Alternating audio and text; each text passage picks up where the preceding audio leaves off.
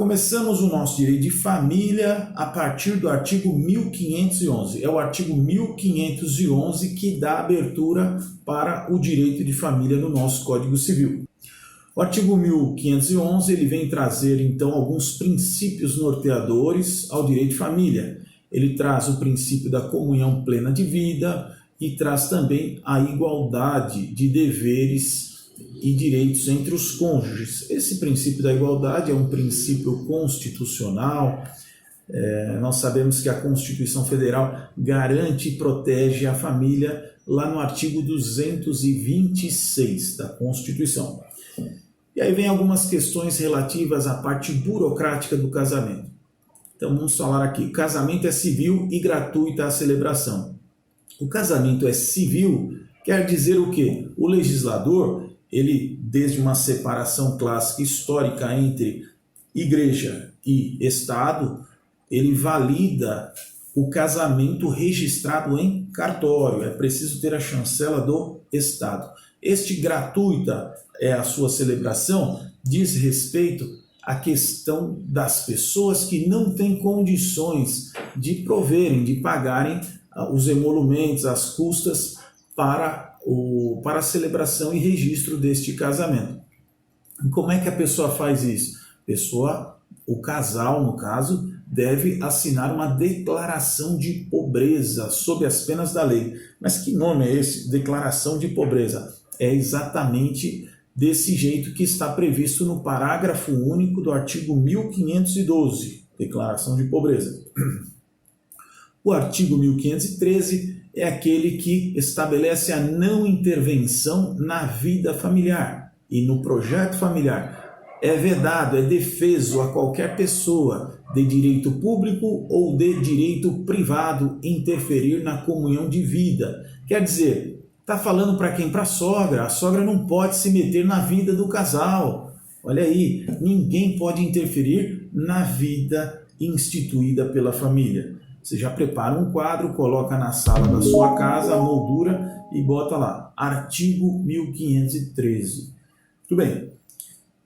O casamento se realiza no momento em que o homem e a mulher manifestam perante o juiz a sua vontade de estabelecer o vínculo conjugal e o juiz os declara casados.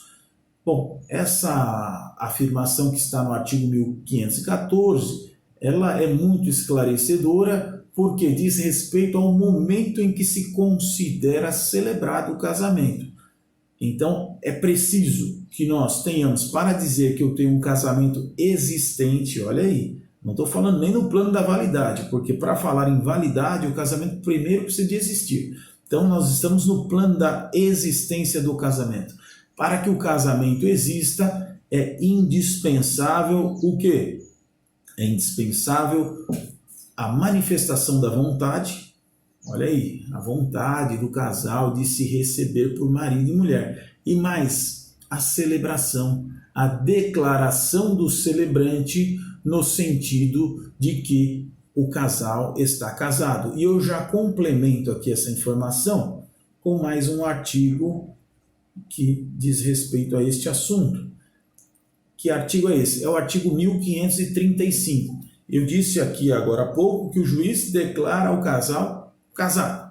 Mas como é que ele declara? O próprio Código Civil estabelece o que esse juiz deve dizer. É o artigo, repetindo, 1535. Ele fala assim: presentes os contraentes em pessoa ou por procurador especial, juntamente com as testemunhas. Quantas testemunhas são? São 2 testemunhas. No mínimo 2, tudo bem? E onde é que está escrito isso? No próprio Código Civil. Agora, essas testemunhas podem, essa quantidade mínima de testemunhas pode aumentar. Onde é que está? Em qual artigo do Código Civil fala que são 2 testemunhas? É no artigo 1534. 1534 fala que são, no mínimo, 2 testemunhas. Muito bem, seguindo aqui. Presentes os contraentes, juntamente com as testemunhas e o oficial do registro, o presidente do ato, ouvida aos nubentes a afirmação de que pretendem casar por livre e espontânea vontade, declarará efetuado o casamento nestes termos. Olha o que deve dizer o celebrante. de acordo com a vontade que ambos acabais de afirmar perante mim, de vos receberdes por marido e mulher, eu, em nome da lei, vos declaro casados. Então, existe método, existe a forma, existe a frase pronta que o celebrante deve utilizar. Muito bem. Em relação ao casamento religioso tem validade? Bom, o casamento, nós já vimos aqui, artigo 1512, fala que o casamento é civil. Como é que fica o casamento religioso? O casamento religioso, ele pode ser submetido, então, a registro. Neste caso, se o casal já tiver procedido todo o processo de habilitação para o matrimônio, então é só encaminhar, levar ao cartório para que seja feito o registro deste casamento. É por isso que o pessoal fala casamento religioso com efeitos civis. Então ele é celebrado por uma autoridade religiosa da denominação, da igreja que a pessoa professe a sua fé, e ato contínuo ele será levado ao cartório para registro. Onde é que eu vejo a previsão sobre casamento religioso no meu Código Civil? Artigos 1515 e 1516. O artigo 1515 fala que o casamento religioso, que atender às exigências da lei para a validade do casamento civil, equipara-se a este, desde que registrado no próprio registro, produzindo efeitos a partir da data da sua celebração. Então, maravilha, olha, fiz o processo. Quais são essas exigências da lei que estão previstas aqui no 1515? As exigências são essas em relação ao processo de habilitação para o matrimônio, que nós vamos falar daqui a pouquinho. Muito bem. Então, qualquer dúvida maior sobre casamento religioso, não, é um assunto que não tem tantas dúvidas assim, mas fica aqui a indicação dos dois artigos 1515 e 1516, inclusive os parágrafos do 1º ao 3º do artigo 1516. Beleza. Capacidade para o casamento. Capacidade para o casamento, quem é que pode casar? Bom, pode casar a pessoa que tenha no mínimo 16 anos. A idade mínima para o casamento é 16 anos, também conhecida como idade núbil. Idade núbil é a idade mínima para o casamento, é o que consta do artigo 1517. Mas com 16 anos, a pessoa é um relativamente incapaz. Ele não pode praticar um ato da vida civil sem a necessária assistência ou representação. O relativamente incapaz, ele é assistido, não representado. Representado é o absolutamente incapaz. Neste caso, ele será assistido por ambos os pais por conta do poder familiar. O poder familiar, ele é o poder que os genitores possuem sobre o filho. Esse poder é compartilhado. Não estamos mais na era do Código Civil de 1916, que designava o chamado pátrio poder, que era o pai quem mandava. Agora, este poder está dividido até mesmo como um reflexo do princípio da igualdade, princípio da isonomia, que nós acabamos de ler há pouco, que está previsto no artigo 1511 do Código Civil, artigo 5º da Constituição, artigo 226 da Constituição. E se os pais divergirem em relação a essa autorização, como é que fica se houver divergência entre os pais? Bom, se houver divergência entre os pais, a questão pode ser dirimida através do juízo. A pessoa, então, pode pedir o suprimento da autorização. A pessoa que eu digo é o menor que quer se casar, pode pedir o suprimento da autorização ao juízo. Qual juízo? O juízo corregedor, o juízo competente para resolver questões de registro público.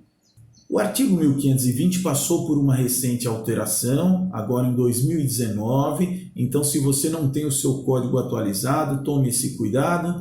Ele diz assim: não será permitido, em qualquer caso, o casamento de quem não atingiu a idade núbil.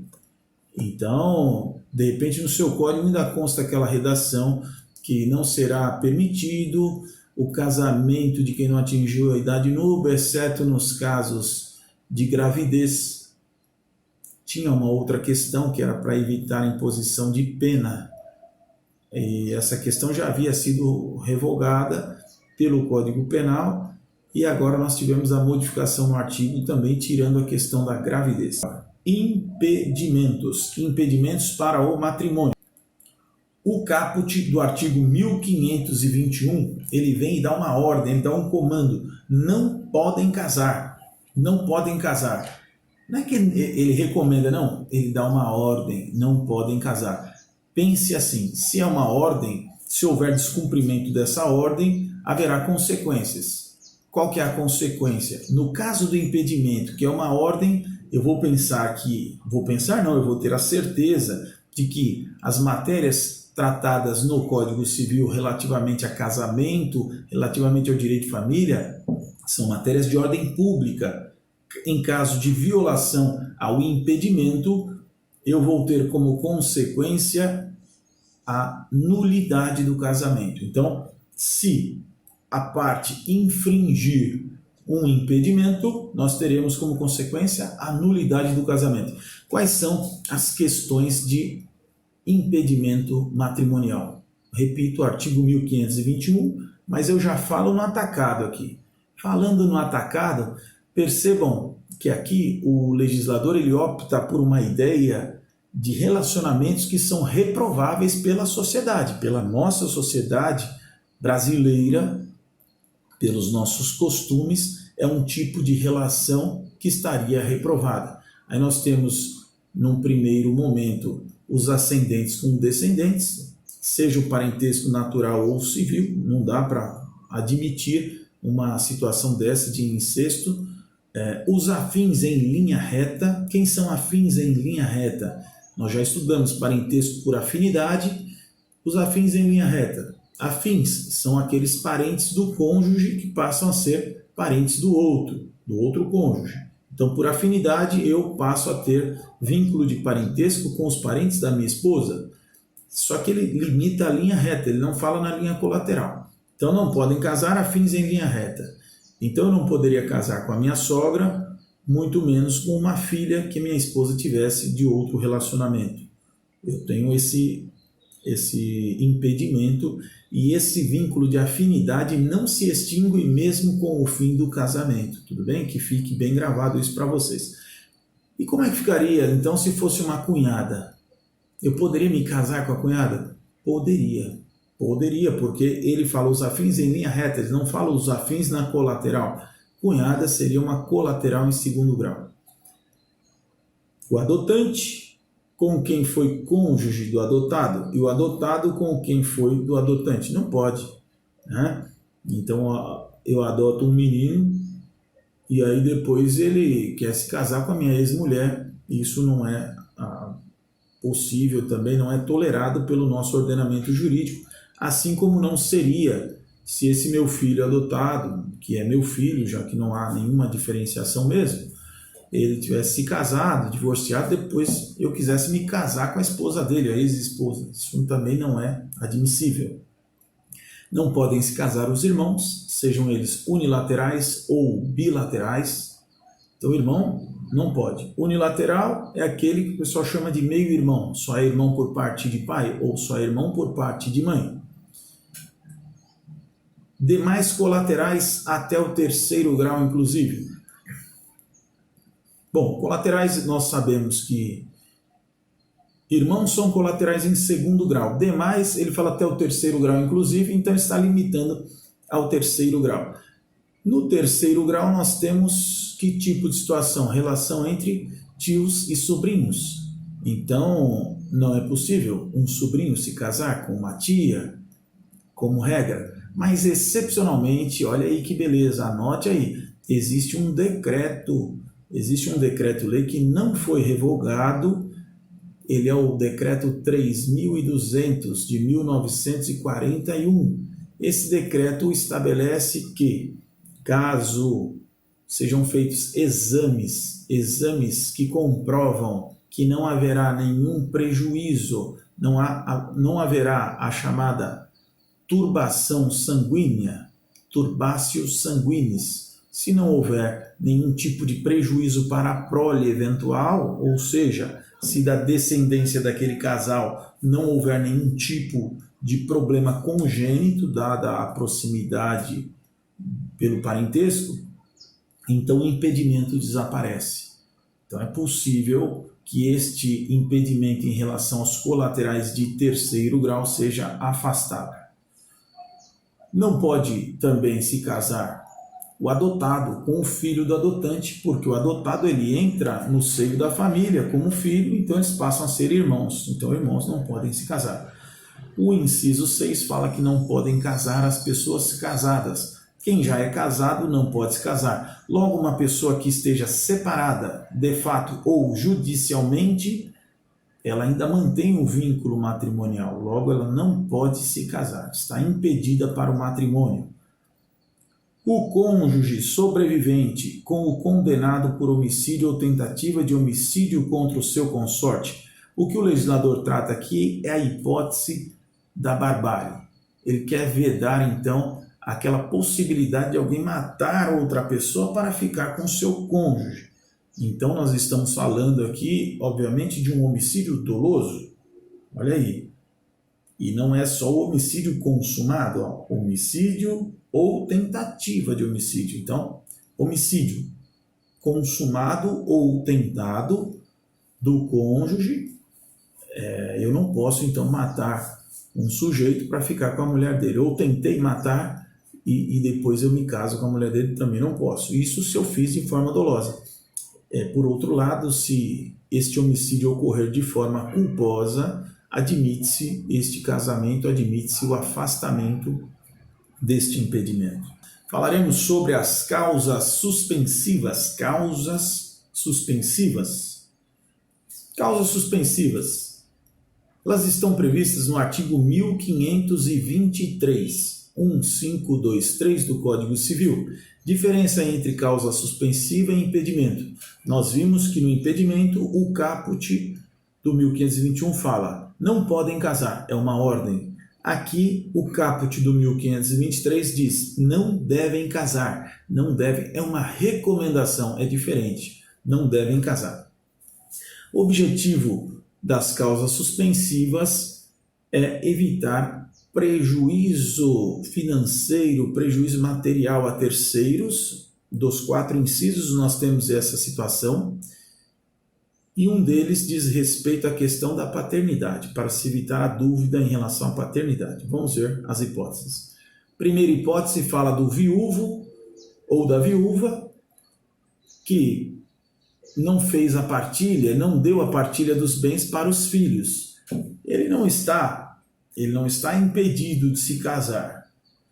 Mas, se ele não deu a partilha, ele está com um patrimônio que em tese não é dele, e que poderá gerar alguma confusão patrimonial em relação ao novo casamento. Então recomenda-se que essa pessoa não se case.